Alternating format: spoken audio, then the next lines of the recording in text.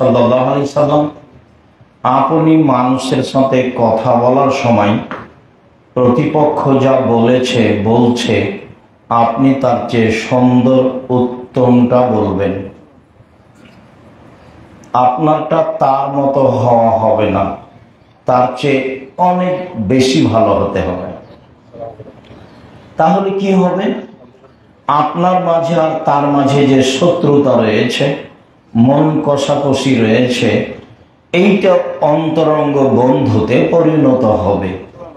এ কথা আল্লাহ তাআলা বলেন এবং আমাদের নবীকে সদাচরণের জন্য আদেশ করেন। অন্যত্র আল্লাহ তাআলা বলেন ওয়াজাদিলহুম বিল্লাতি হিয়া আহসান।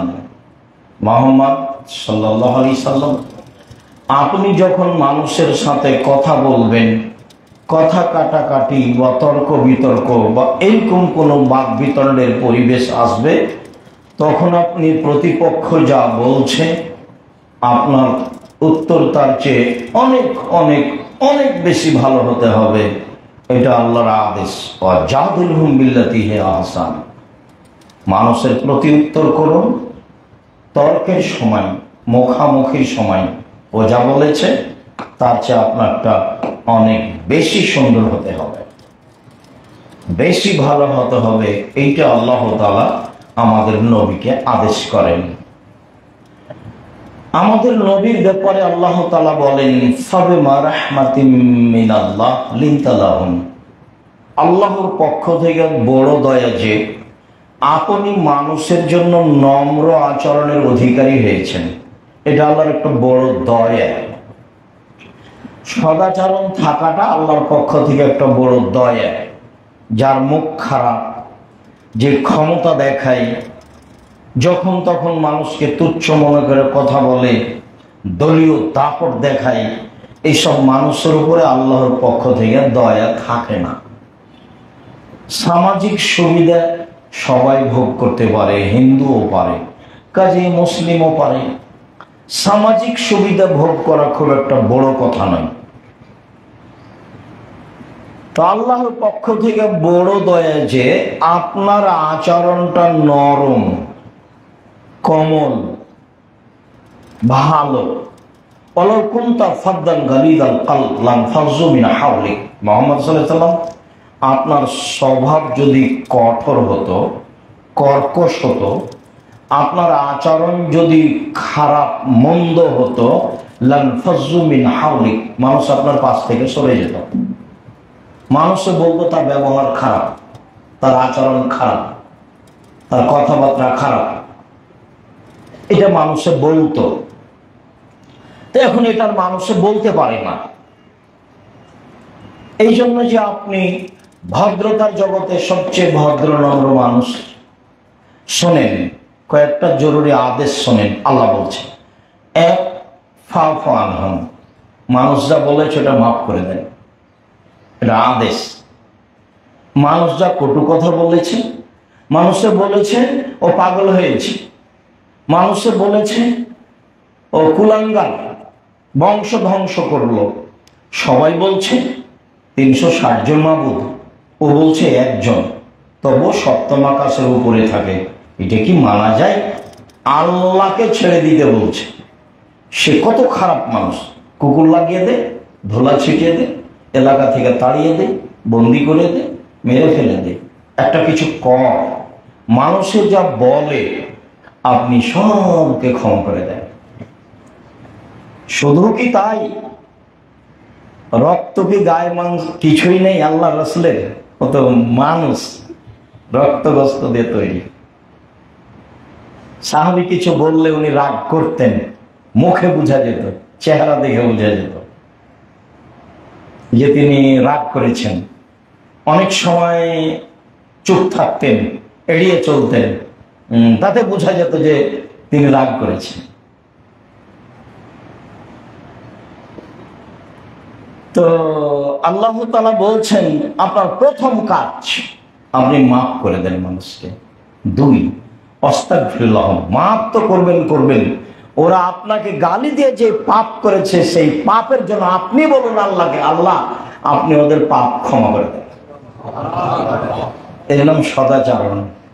পারবেন? ও তো মনে হচ্ছে যে ওকে মারতে পারলে আমি বাঁচি। ও যদি জেলে যেত খুব খুশি হতাম, ও যদি মরে যেত তাহলে খুব খুশি হতাম, ও যদি আর কোনোদিন আমার এলাকায় না আসতো তাহলে খুব ভালো লাগতো।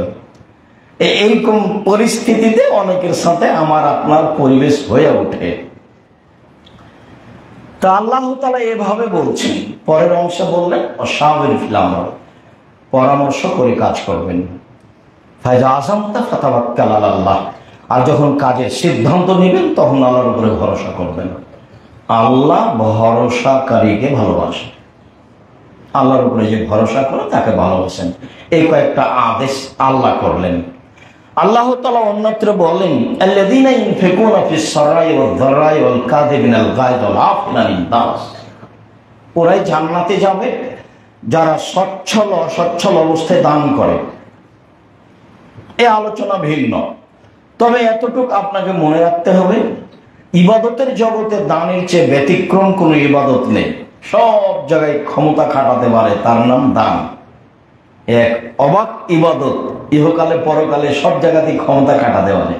ইবাদত ক্ষমতা খাটাতে পারে, পছন্দ অন্য কোনো ইবাদত এরকম পারে না। তো সচ্ছল অসচ্ছল অবস্থায় দান করুন, মানুষ দান করুক, জান্নাত পেয়ে যাবে। এক অল কাজ মিনাল গায়জ, রাগ দমন করতে হবে। রাগ দিয়ে কোনো কাজ নিতে হবে না। স্ত্রী, ছেলে মেয়ে, আহাল পরিবার, কাজের লোক, প্রতিপক্ষ, সে যেই হোক না কেন, রাগ দিয়ে কাজ না নিলে জান্নাত পাওয়া যাবে। তিন ওয়াল আফিনা আনিন নাস, মানুষকে মাফ করতে হবে। প্রতিশোধ নেই জীবনে, আর প্রতিবাদ নেই। প্রতিশোধ নেই, প্রতিবাদও নেই, প্রতিশোধ নেই, প্রতিবাদও নেই। দেখি কি হয়, কতদিন বেঁচে থাকি, কি বা হবে প্রতিশোধ নিয়ে। প্রতিবাদ করে না হয় জেলে গেল 2 বছর, 5 বছর, 10 বছর জেলে থাকলো, না হয় কিছু আর্থিক ক্ষতি হলো, কি হতে পারে। মাপ, প্রতিবাদ নেই, প্রতিশোধ নেই, তাহলে জান্নাত হবে। মনটা যতই ছটফট করুক না কেন, প্রতিবাদও নেই, প্রতিশোধও নেই, চলেন। ইবাদতের জগতে, বিচারের মাঠে মোমেন পুরুষ, মোমেন নারী পুরুষের নেকির পাল্লায় সবচেয়ে ভারী নেকি সদাচরণ। সদাচরণ কি জিনিস? সদাচরণ কাকে বলে? একটু বাস্তব দেখি 2-1টা কথায়। আপনি অটোতে বসে আছেন, আমি উঠেছি, ছেলেটা না বুঝে উঠতেই টান দিয়েছে, তো আমি আপনার মুখের উপরে গিয়ে পড়ে গেছি। তো আপনি বলছেন সমস্যা নেই, বসেন বসেন বসেন বসেন, সমস্যা নেই, এটা একটা আচরণ। আপনি বলছেন কপালে চোখ নেই, দেখে উঠেন না, হিসাব থাকে না, এটা একটা আচরণ। দেখুন তো আপনাকে কোনটা ভালো লাগে? সদাচরণ কি জিনিস? জোহাইনা মোজাইনা বংশের একজন লোক বলছেন যে সাহাবীগণ একদিন আল্লাহর নবীকে বললেন, আল্লাহর নবী, মা খায়রু মাহুতিল ইনসান, আল্লাহ তো মানুষকে অনেক নিয়ামত দিয়েছেন, তো সবচেয়ে উত্তম নিয়ামত কোনটি? এটা জিজ্ঞাসা। আল্লাহর নবী, আল্লাহ তো মানুষকে অনেক নিয়ামত দিয়েছেন, চোখ দিয়েছেন, হাত পা দিয়েছেন, এক হাত নেই যার, তাকে জিজ্ঞাসা করলে বোঝা যাবে এক হাতের দাম কত। এক পা নেই যার, তাকে জিজ্ঞাসা করলে বোঝা যাবে এক পায়ের দাম কত। এটা যে নিয়ামত, আমি তো ভোগ করছি, আমি তো আর বুঝতে পারি না, তাহলে কিভাবে বুঝবো? যার এক পা নেই তাকে জিজ্ঞাসা করি, তাহলে বোঝা যাবে। আঁচ না করলে কিছু না কিছু হিসাব করা যাবে। তো বলেন তো সবচেয়ে উত্তম কোনটা নিয়ামত? তখন আল্লাহ রাসূল বলছেন আল হুসনুল খলক, সবচেয়ে উত্তম অনুগ্রহ মানুষের উপরে আল্লাহর পক্ষ থেকে, তা হলো সদাচরণ, ভালো আচরণ, ভালো চাল চলন। এটা আল্লাহর পক্ষ থেকে সবচেয়ে উত্তম নিয়ামত বলে রাসূল সাল্লাল্লাহু আলাইহি ওয়াসাল্লাম উত্তরে বললেন। আয়েশা রাদিয়াল্লাহু তাআলা আনহা বলেন, একদা রাসূল সাল্লাল্লাহু আলাইহি সাল্লাম বললেন, পৃথিবীর মানুষ শুনে রেখো, ইন্নাল্লাহ রাফিক, আল্লাহ হচ্ছেন সদাচরণের সবচেয়ে বড় অধিকারী। তিনি হচ্ছেন নরম, ইউহিব্বুর রিফকা, তিনি সদাচরণকে ভালোবাসেন, কোমল স্বভাবকে ভালোবাসেন, নরম স্বভাবকে ভালোবাসেন।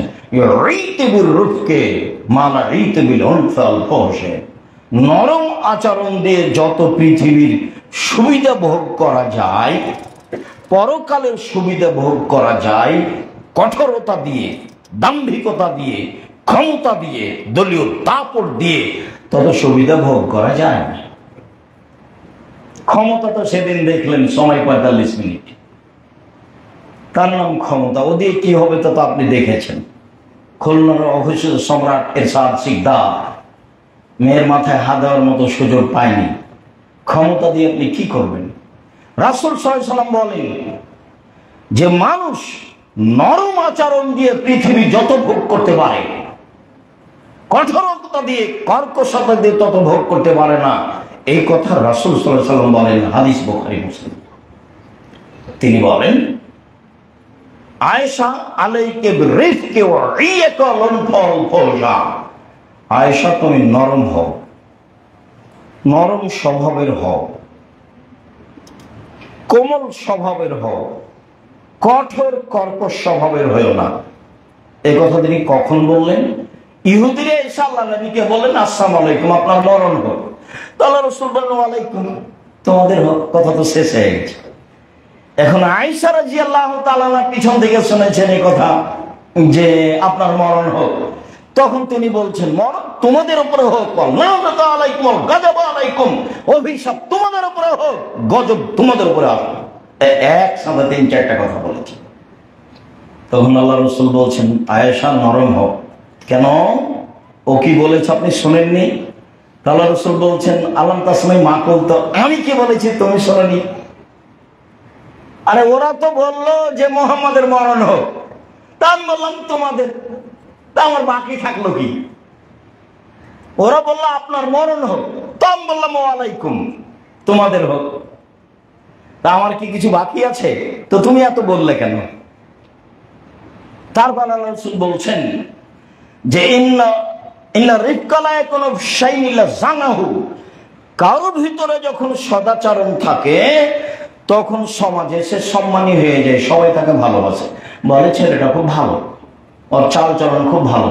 তার জন্য হ্যাঁ তুমি ঠিকই বলছো, ছেলেটা খুব ভদ্রনম্র, তাই না? কোনোদিন তার কঠোরতা দেখা যায়, হ্যাঁ ঠিক বলেছে, ছেলেটা আসলে ভালো। এই কথা আল্লাহ রাসূল বলছে।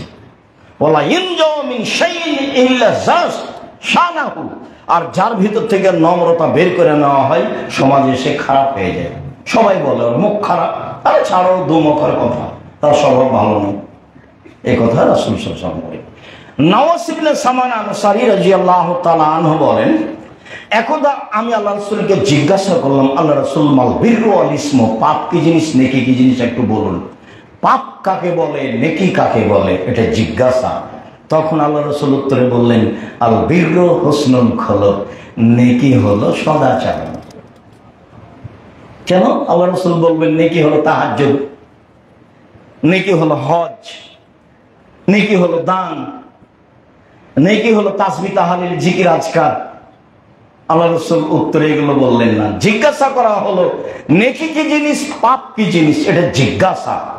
জিজ্ঞাসার উত্তরে তিনি বললেন নেকি হলো সদাচরণ, আর পাপ হলো অন্তরে যেটা ধাক্কা খায়, কাজটা ঠিক হলো না, কাজটা ঠিক হলো না, আর ও লজ্জা পায় যে মনে হয় কথাটা প্রকাশ হয়ে যাবে, মনে হয় কর্মটা প্রকাশ হয়ে যাবে, প্রকাশ হয়ে গেলে লজ্জা পাবে, এর নাম পাপ, অন্তরে ধাক্কা খায়।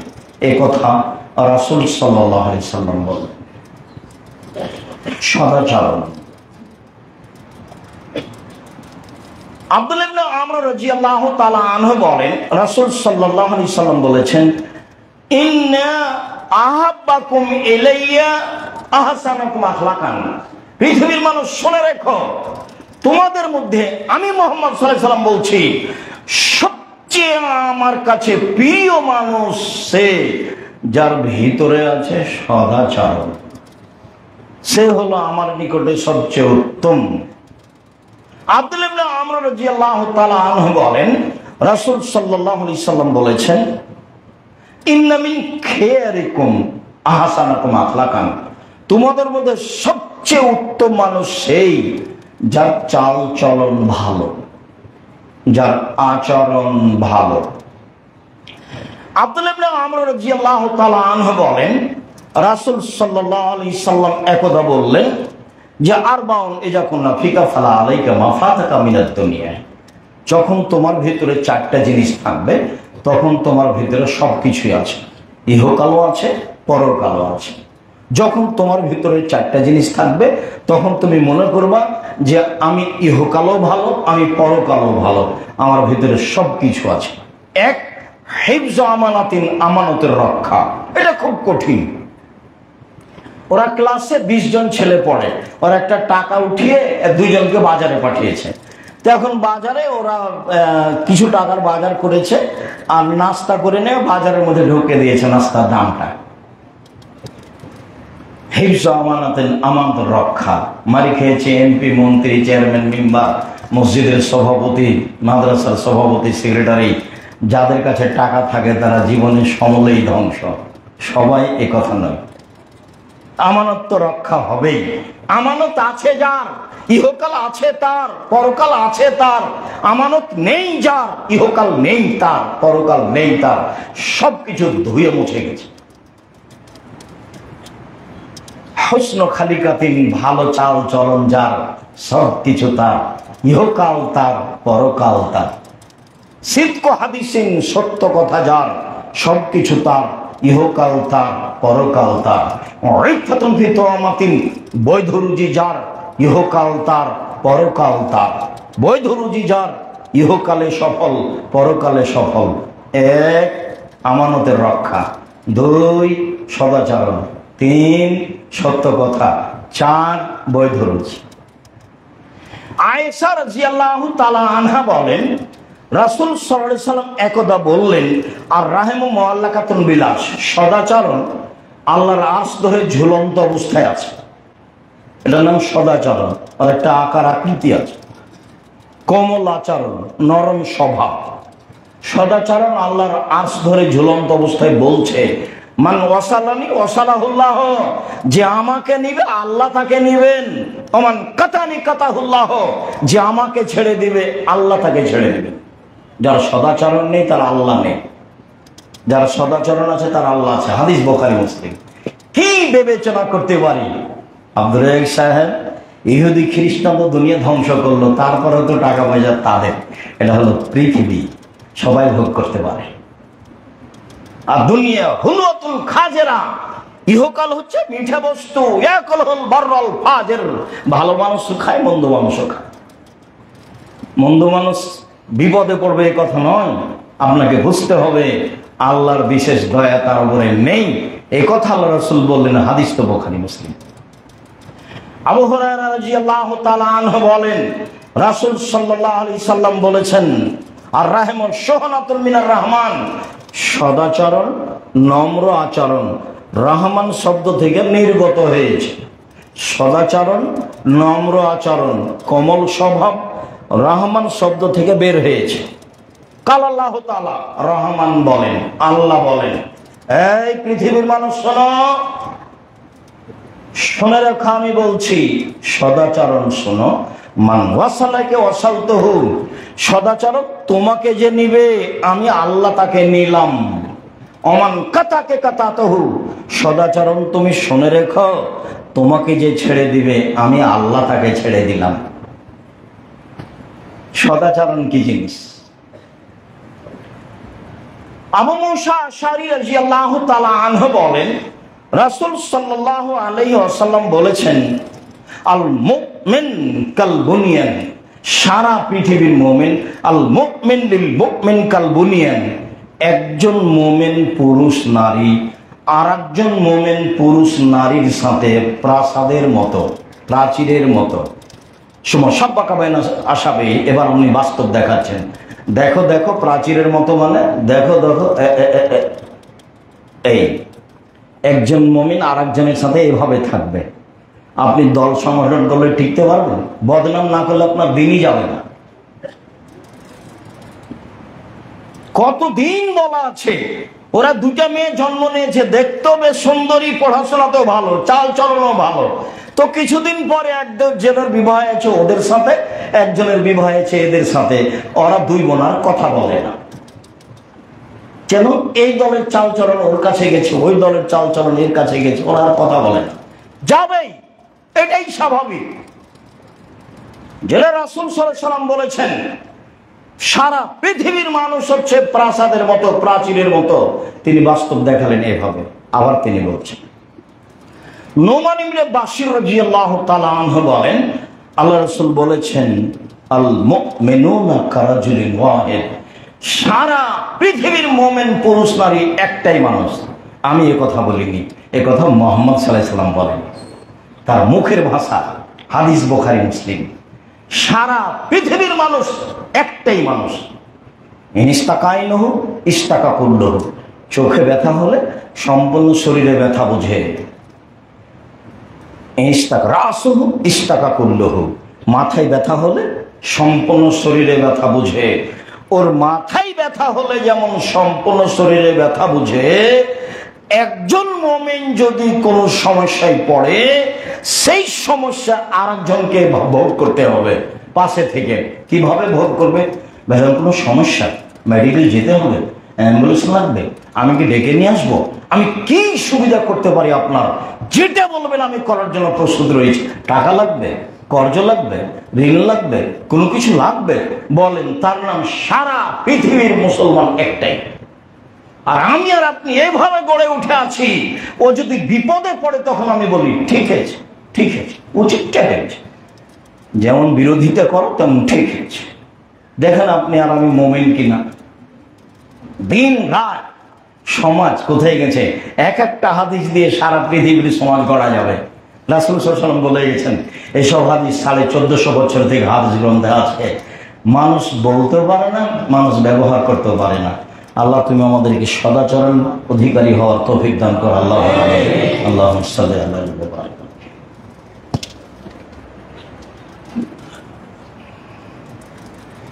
আলহামদুলিল্লাহ ওয়াহদা ওয়াসসালাতু ওয়াসসালামু আলা মান লা নাবিয়্যা বা'দা।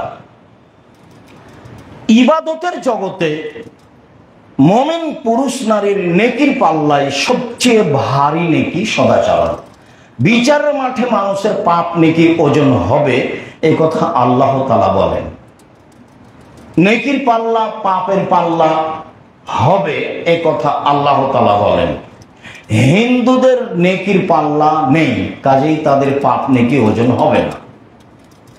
ইহুদিদের পাপ নেকি ওজন হবে না, কেন? তাদের নেকি নেই। খ্রিস্টানদের পাপ নেকি ওজন হবে না, কেন? তাদের নেকি নেই।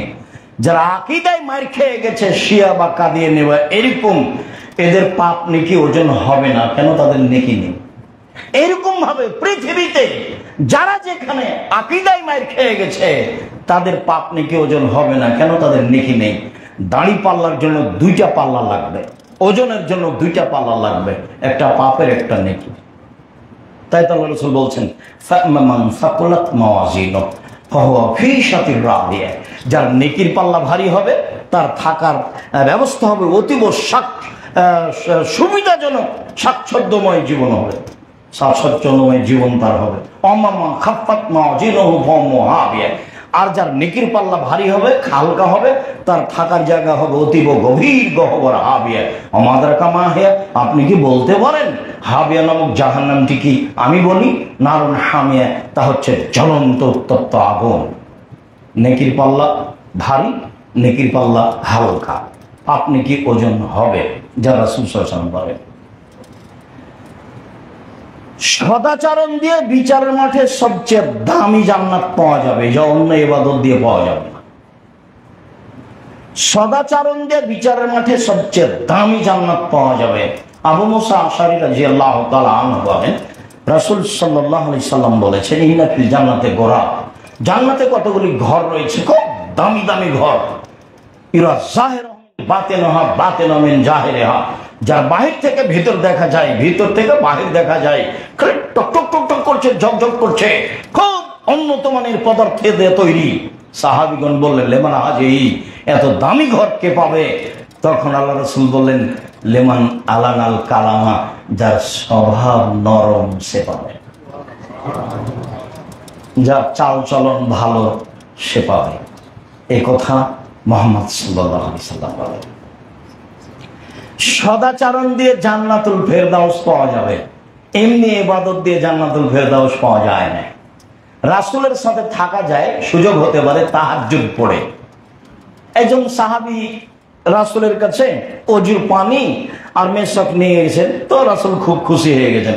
খুশি হয়ে বলছেন, সাল্লা শেতা, আমি খুব খুশি, চাও কি চাও, চাও যেটা তোমার মন চায় চাও। ওটা হয়, অধীনস্থ মানুষ যখন কোনো কাজ ভালো করতে পারে তখন মালিক খুশি হয়ে যায়। আহমদ, জি হ্যাঁ, খুব সুন্দর, তুই ডাকলে আসিস। খালেদ নে, খালেদ নে, খালেদ নে, তোকে দিয়ে হবে না রে, তোকে দিয়ে হবে না। তো ভালো চাল চলনে মালিক খুশি হয়। এই মেশক আর পানি দেখে খুশি হয়েছেন, সাল্লা কি চাও চাও। তখন সাহাবী থেমে বলছেন, আসআলুকা মুরাফাকাতাকা ফিল জান্নাত, জান্নাতে আপনার সাথে থাকতে চাই। তাহলে রাসূল হাওয়া গায়রা জালেক, না না না না, এটা নয়, এটা নয়, অন্য কিছু চাও, অন্য কিছু চাও। গায়েবের খবর জানেন না, সাহাবী যেটা চাইবে উনি এটা বুঝতে পারেননি। আর আপনার সাথে ওনার সাথে থাকা সহজ নয়।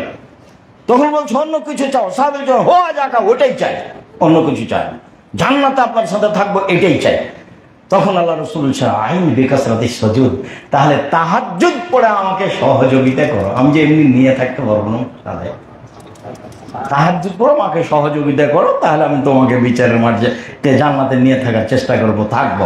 সম্মানিত দ্বীনি ভাই বোন, বলছিলাম যে সদাচরণ দিয়ে দামি জান্নাত পাওয়া যায়, জান্নাতুল ফেরদাউস, যেটা সহজ নাই। উমামা বাহিলি রাদিয়াল্লাহু তাআলা আনহু বলেন, একদা রাসূল সাল্লাল্লাহু আলাইহি সাল্লাম বললেন, পৃথিবীর মানুষ শুনে রেখো, আনা যাইমুন বাইতিন মিন মান তারাকাল মিরাহ ওয়া ইন কানা মুহিক্কান, কেউ যদি তর্ক ছেড়ে দেয়, সত্য হলেও তর্ক করবে না। আব্দুর রাজ্জাক সাহেব এটা বলেছেন, আরে না এটা বলেছেন, আরে না এটা বলেছেন, আসসালামু আলাইকুম, আমি গেলাম, আপনার সাথে আমি তর্ক করতে রাজি নই। কেউ যদি সত্য হলেও তর্ক ছেড়ে দেয়, আমি মুহাম্মদ সাল্লাল্লাহু আলাইহি সাল্লাম তাকে জান্নাতে একটা ঘর নিয়ে দেব। তারপরে তিনি বলছেন, অবে বাইতিন ফি ওয়াসাতিল জান্নাহ লিমান তারাকাল কিযবা ওয়া ইন কানা মাযিহা, মজাক করে হলেও কেউ যদি মিথ্যা ছেড়ে দেয়, তাহলে আমি মুহাম্মদ সাল্লাল্লাহু আলাইহি সাল্লাম তাকে জান্নাতের মাঝামাঝিতে একটা ঘর নিয়ে দেব। তা আমাদের তো দিন রাতের অভ্যাস মিথ্যা, মিথ্যা দিয়েই তো বেঁচে থাকছে মানুষ যেখানে সেখানে। তাই তো আব্দুল্লাহ বলছেন, দায়িত্ব পালন করে যে সে কি মিথ্যুক হলে দায়িত্ব পালন করতে পারবে?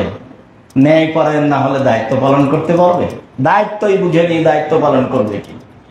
এবার আল্লাহ রাসূল বলছেন, পৃথিবীর মানুষ শুনে রেখো, ওয়ালাল জান্নাহ লিমান হাসানা খুলুকাহু, যার চাল চলন ভালো, আমি মুহাম্মদ সাল্লাল্লাহু আলাইহি সাল্লাম তাকে জান্নাতুল ফেরদাউস নিয়ে দেব। পৃথিবীর মানুষ শুনে রেখো, কেউ যদি সত্য হলেও তর্কে লিপ্ত না হয়, আমি মুহাম্মদ সাল্লাল্লাহু আলাইহি সাল্লাম তাকে জান্নাতে একটি ঘর নিয়ে দিব। পৃথিবীর মানুষ শুনে রেখো, মজাক করে হলেও যদি মানুষ মিথ্যা কথা না বলে, আমি মুহাম্মদ সাল্লাল্লাহু আলাইহি সাল্লাম তাকে জান্নাতের মাঝামাঝি একটা ঘর নিয়ে দিব। পৃথিবীর মানুষ শুনে রেখো, যে তার চাল চলনকে ভালো করবে, আমি মুহাম্মদ সাল্লাল্লাহু আলাইহি সাল্লাম তাকে জান্নাতুল ফেরদাউস নিয়ে দিব, আমি জিম্মেদার। এই কথা মুহাম্মদ সাল্লাল্লাহু আলাইহি সাল্লাম বলেন। সদাচরণ কি জিনিস? সদাচরণ এক অবাক ইবাদত, যা দিয়ে দুইটা বড় বড় ইবাদতের নেকি হয়।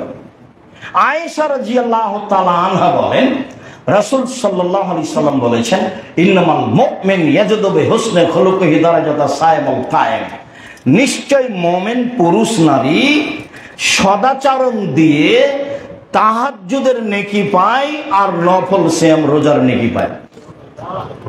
ও নিয়মিত তাহাজ্জুদ পড়ে জানে কি পাবে, নিয়মিত নফল সিয়াম রোজা থেকে জানে কি পাবে, সদাচরণে একটাতে দুটা সমান নেকি পাবে।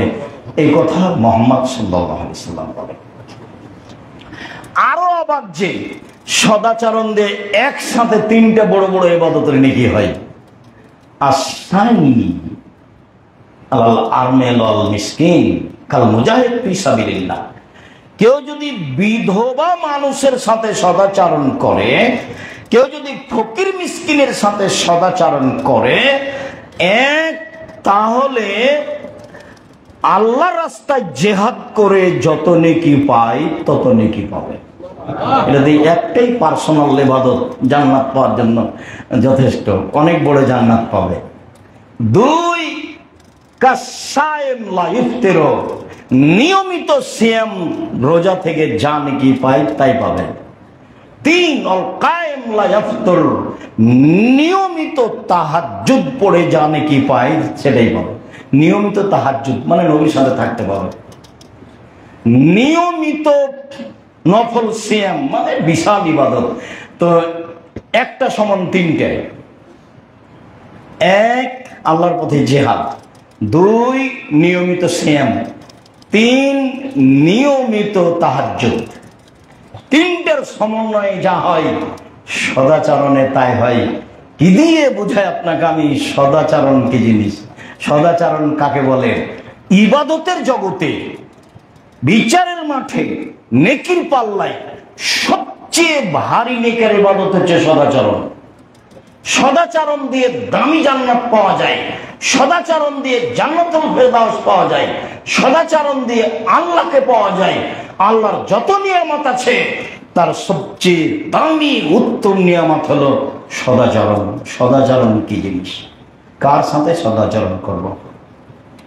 পৃথিবীতে সদাচরণের প্রথম মানুষ মা। আমরা শেষের দিকে চলে আসছি। ইবনে আব্বাস রাদিয়াল্লাহু তাআলা আনহু বলেন যে লা লামু আযামা, আমি জানি না মায়ের সাথে সদাচরণের চেয়ে আল্লাহর নিকটে হওয়া যায় এরকম কোন পথঘাট আছে দুনিয়াতে। মায়ের সাথে সদাচরণে আল্লাহর যত নিকটে হওয়া যায় পৃথিবীর কোন ইবাদত দিয়ে আল্লাহর তত নিকটে হওয়া যায় না। তাহলে তাহাজ্জুদ দিয়েও নয়। অথচ আল্লাহ রাসূল বলছেন পৃথিবীর মানুষ শুনে রেখো, আলাইকুম বিকামিল লাইলি ফাইনাহু দাবুস সালিহিন মান কাবলা কাবলাকুম। পৃথিবীর মানুষ তোমরা রাতে সালাত আদায় করতে শিখো। রাতে সালাত আদায় করা হচ্ছে অতীতের নবী রাসূল সিদ্দিক শুহাদা পরেজগার মানুষের কাজ। রাতে তাহাজ্জুদ পড়া কোন মানুষের কাজ? অতীতের নবী রাসূল সিদ্দিক শুহাদা পরেজগার মানুষের কাজ। পৃথিবীর মানুষ শুনে রেখো, তাহাজ্জুদ পড়লে আল্লাহকে পাওয়া যায়। পৃথিবীর মানুষ শুনে রেখো, তাহাজ্জুদ পড়লে পাপ মিটে যায়। পৃথিবীর মানুষ শুনে রেখো, তাহাজ্জুদ পড়লে মানুষ পাপ থেকে দূরে সরে যায়। এরপরে আল্লাহ রাসূল বলছেন আল্লাহর নিকটে হওয়ার পৃথিবীতে এমন কোন জোরালো মাধ্যম নাই মায়ের সাথে সদাচরণ যত জোরালো মাধ্যম। একজন এসে বলছেন আল্লাহর নবী মা হাক্কুল ওয়ালিদা আলাল ওয়ালাদে, যে একটা ছেলে একটা মেয়ে বাপ মায়ের সাথে কি আচরণ করবে? তখন আল্লাহ রাসূল বলছেন বলো কি, হুমা জান্নাতুকা নারুকা, তারাই দুইজন তোমার জাহান্নাম, তারাই দুইজন তোমার জান্নাত। ওরাই তোমার জাহান্নাম, ওরাই তোমার জান্নাত। তারাই তোমার জাহান্নাম, তারাই তোমার জান্নাত। বাপ মা তোমার জাহান্নাম, বাপ মা তোমার জান্নাত। এই কথা আল্লাহ রাসূল বলেন। আপনি আমি ঘুম থেকে উঠে দেখি সকালে যে আমার মায়ের চেয়ে খারাপ মানুষ আর দুনিয়াতে কেউ নেই। আমার মা যে আমার বউকে একেবারেই সহ্য করে না, আর একেবারে বাস্তব তাই, আসলেই সহ্য করে না। এখন কি করবেন? টাকা দেন আপনি, সবসময় গান গায় আপনার মা আপনার বোনের ছেলে মেয়ে ভাগনা ভাগ্নি। এটার নামই পৃথিবী। সদাচরণ শেষে চলে আসলাম। ওয়াবুদুল্লাহ ওয়ালা তুশরিকু বিহি শাইআ, পৃথিবীর মানুষ আল্লাহর ইবাদত করো, তার সাথে বিন্দু মাত্র শরীক করো না। আল্লাহর সাথে সদাচরণ হলো শিরক না করা।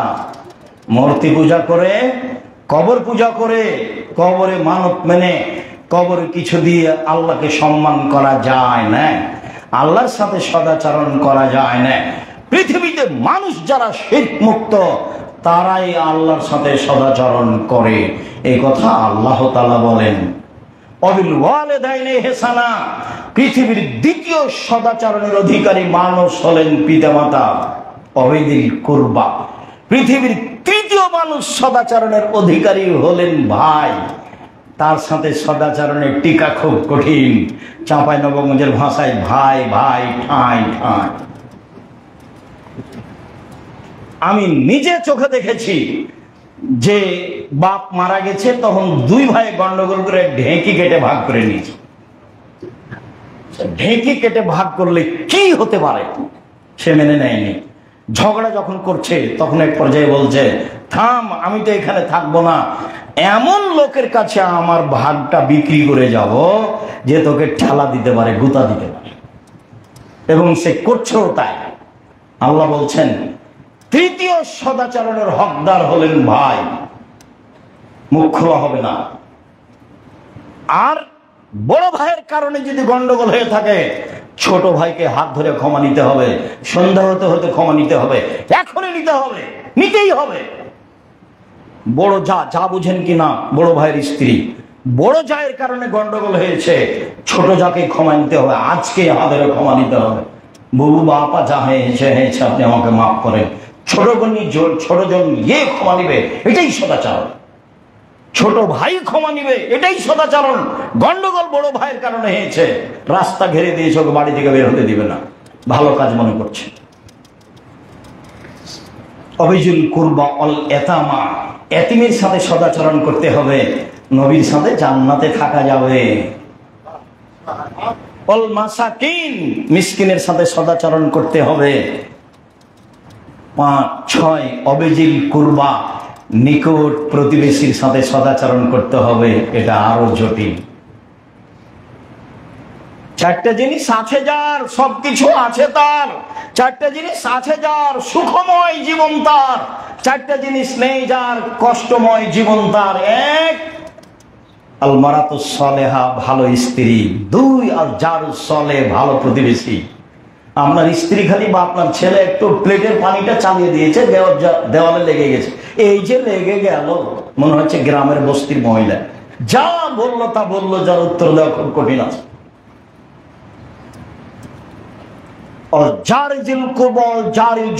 দূর প্রতিবেশী, অগ্নি সাবিল, পথিকের সাথে সদাচরণ করতে হবে। পথিক মানে মিথ্যুক, আমি আর আপনি ধরে নিয়েছি। কি ও বলছে যে আমার বাড়ি চাঁপাইনবাবগঞ্জ, আমি এসেছিলাম চট্টগ্রাম, টাকা হারিয়ে গেছে, দয়া করে আমাকে 200 টাকা দেবেন। আমি ধরে নিলাম একেবারে মিথ্যে, তাকে ধাক্কা দিয়ে বের করে দিলাম। সত্য হয় যদি 200 টাকা চেয়েছে, 20 টাকা 50 টাকা দিয়ে বিদায় করে দিবেন, তার সাথে খারাপ আচরণের প্রয়োজন নেই। আল্লাহ তাআলা বলছেন তার সাথে সদাচরণ করো, এটা আল্লাহর আদেশ। সম্মানিত দিনী ভাই, আপনাদের সাথে আমরা সদাচরণ নিয়ে এক গুরুত্বপূর্ণ তথ্যবহুল আলোচনা পেশ করছিলাম। তাতে বলতে চাচ্ছিলাম বাকি জীবন সদাচরণ দিয়ে বাঁচতে চাই। তাতে বলতে চাচ্ছি জামিয়া সালাফে এখানে গড়তে যাচ্ছে, বাইতুল হাম জামে মসজিদ গড়তে চাচ্ছে। যারা এখানে আসবেন, যারা এখানে থাকবেন, যারা এখানে বসবেন, মানুষের প্রতিশোধ নেবেন না দয়া করে। সে আপনাকে 2 কথা বলে চলে গেছে, ঠিক আছে গেছে। সে আপনাকে গালি দিয়ে চলে গেছে, গেছে। সে আব্দুর রাজ্জাক বিন ইউসুফকে কিছু বলেছে, সে বলেছে, আপনি অত গায়ে নিলেন কেন? আমি তো নি না। কেউ গালি দিতে দিতে যখন আর বন্ধ করে দেয়, তখন আমি ঋণ দিয়ে আবার বলি, ভাইজান আপনার মনে হয় টাকা শেষ হয়ে গেছে, যদি আরো কিছু গালি থাকে তো দিয়ে নেন, একবারে মন ভরে দিয়ে নেন। ওর কথা তো আমার গায়ে বাঁধে না, তা আপনার কেন বাঁধে? যা বলছে বলবে, মনে রাখবেন ক্ষমায় থাকবেন সবসময়। প্রতিশোধ নেই, প্রতিবাদ নেই, প্রতিশোধ নেই, প্রতিবাদ নেই। 1 সচ্ছল অবস্থায় মা দান করতে হবে, জান্নাত কিনবো ইনশাআল্লাহ। 2 সদাচরণ, মানুষকে মাফ করতে শিখতে হবে। সে কাজের মেয়ে হোক, নিজের স্ত্রী হোক, যে হোক না কেন, প্রয়োজনে 70 বার ক্ষমা করতে হবে দিনে। আল্লাহ রাসূল বারবার জিজ্ঞাসার উত্তরে বললেন, গোলামকে, কাজের মেয়েকে প্রয়োজনে 70 বার ক্ষমা করবা, প্রতিশোধ নিও না। 3 রাগ দিয়ে কোন কাজ নেব না, রাগ দিয়ে কাজ নিলে ভুল হবে। এর নাম সদাচরণ। সম্মানিত দিনী ভাই, আমরা সদাচরণের জন্য আন্তরিকভাবে অনুরোধ জানাচ্ছিলাম। সাথে সাথে খুতবার শেষে এসে বলছি, আমরা সালাতের পরে আপনাদের সাথে আরো কিছু গুরুত্বপূর্ণ কথা বলবো ইনশাআল্লাহ। এখানে বলতে চাচ্ছি যে আমরা আজ থেকে সদাচরণ একটা গুরুত্বপূর্ণ ইবাদত, এটাকে যথাযথভাবে মূল্যায়ন করার চেষ্টা করব ইনশাআল্লাহ। সদাচরণ দিয়েই জান্নাতুল ফেরদাউস দখল করব, নিব ইনশাআল্লাহ। সদাচরণ দিয়েই মানুষের সন্তুষ্টি, আল্লাহর সন্তুষ্টি অর্জন করার প্রাণপণে চেষ্টা করব ইনশাআল্লাহ। আল্লাহ তুমি সর্বশক্তিমান, তুমি সবকিছু করতে পারো, তুমি আজিজ, তুমি পরাক্রমশালী, যা ইচ্ছা তুমি তাই করতে পারো। আনন্দবাজার হালিশহর চট্টগ্রাম বাইতুল হাম জামে মসজিদের সূচনায় আজ 29 আগস্ট 2025 রোজ জুমাবার জুমার খুতবার শেষে বলছি, তুমি সর্বশক্তিমান, তুমি সব কিছু করতে পারো। তোমার উপরে পূর্ণ আস্থা রেখে, বিশ্বাস রেখে, তোমাকে পরাক্রমশালী মনে করে বলছি, তুমি এই বাইতুল হাম জামে মসজিদ কবুল করো। তুমি চট্টগ্রাম হালিশহরের আনন্দবাজারের এই জামিয়া সালাফি তুমি কবুল করো। তুমি সর্বশক্তিমান, তুমি সব কিছু করতে পারো, তোমার কাছে সব কাজ কিছুই নয়। অতএব জুমার খুতবার শেষে আমাদের আকুল আবেদন তুমি কবুল করো। তোমার অনুগ্রহ আমরা দেখেছি। 2013 সালের 24 আগস্ট রোজ মঙ্গলবার 11টার সময় জামিয়া সালাফিয়া হাঁটাবো হাঁটাবো রূপগঞ্জ নারায়ণ ঢাকায় বলেছিলাম, আমার হাতে টাকা নাই, এ কথা সত্য। এখানে প্রতিষ্ঠান গড়বে, এ কথা সত্য। ইনশাল্লাহ গড়বে। সেই প্রতিষ্ঠান তুমি প্রায় 100 বিঘা জমির উপরে অবস্থান করেছ, তুমি পারো। আমরা তোমার শক্তিকে বিশ্বাস করি, সরিষা সমপরিমাণ সন্দেহ নেই। দিনকে যেমন দিন বলি, রাত বলি না, রাতকে যেমন রাত বলি, দিন বলি না, এটাকে যেমন বিশ্বাস করি, তোমার ক্ষমতাকে বিশ্বাস করি। 2016 সালের 17 ফেব্রুয়ারি রোজ বুধবার জামিয়া সালাফিয়া ডাঙ্গিপাড়া পাওয়ার রাজশাহীর মাঠে বলেছিলাম, আমার হাতে টাকা নেই, এ কথা সত্য। এখানে প্রতিষ্ঠান গড়বে, এ কথা সত্য। ইনশাল্লাহ গড়বে। কিভাবে গড়বে তা আমি জানি না, নিশ্চিত গড়বে, অবধারিত গড়বে। বিশাল প্রতিষ্ঠান, প্রায় 50 বিঘা জমির উপরে জামিয়া সালাফিয়া ডাঙ্গিপাড়া পাওয়ার রাজশাহী। তুমি সর্বশক্তিমান, তুমি পারো, তোমার ক্ষমতা দেখেছি। আজকেও তোমার দরবারে বলছি, জুমার খুতবার শেষে আমার হাতে টাকা নেই, এ কথা সত্য। এখানে প্রতিষ্ঠান গড়বে, এ কথা সত্য। ইনশাল্লাহ গড়বে। এই আনন্দবাজার হালিশহর চট্টগ্রাম, সারা দেশবাসীকে বলছি, সারা পৃথিবীতে চট্টগ্রাম অন্তর্গত যত জেলা আছে সব দিনী ভাই বোনকে বলছি, দেশে বিদেশে যারা আছেন সবাইকে বলছি, আপনাদের প্রতিষ্ঠান, আপনাদের অন্তরের প্রতিষ্ঠান জামিয়া সালাফিয়া আনন্দবাজার হালিশহর চট্টগ্রাম, আপনাদের প্রাণের প্রতিষ্ঠান জামিয়া সালাফিয়া আনন্দবাজার হালিশহর চট্টগ্রাম। দেশ বিদেশে যারা আছেন সবার কাছে আমি আব্দুর রাজ্জাক বিন ইউসুফ মন খুলে অন্তর থেকে দাবি জানাচ্ছি। প্রথম দাবি, আল্লাহকে বলবেন, আল্লাহ তুমি আমাদের এই আনন্দবাজার হালিশহর চট্টগ্রামের এই বাইতুল হাম জামে মসজিদ আর জামিয়া সালাফি তুমি কবুল করো। আমার প্রথম দাবি এটা আপনাদের কাছে। দ্বিতীয় দাবি, জামিয়া সালাফি এমন একটি প্রতিষ্ঠান যেখানে শিরক চলে না, শিরক মুক্ত প্রতিষ্ঠান জামিয়া সালাফিয়া, বিদআত মুক্ত প্রতিষ্ঠান জামিয়া সালাফিয়া, দল মুক্ত প্রতিষ্ঠান জামিয়া সালাফিয়া, সংগঠন মুক্ত প্রতিষ্ঠান জামিয়া সালাফিয়া, হিংসা মুক্ত প্রতিষ্ঠান জামিয়া সালাফিয়া, দেশের সর্ববৃহৎ প্রতিষ্ঠান জামিয়া সালাফিয়া।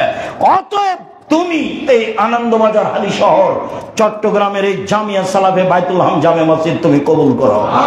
যেখানে কোনো দল থাকবে না, যেখানে কোনো সংগঠন থাকবে না, যেখানে কোনো হিংসা থাকবে না, যেখানে কোনো বিদ্বেষ থাকবে না, এই দাবি তোমার কাছে জানাচ্ছি।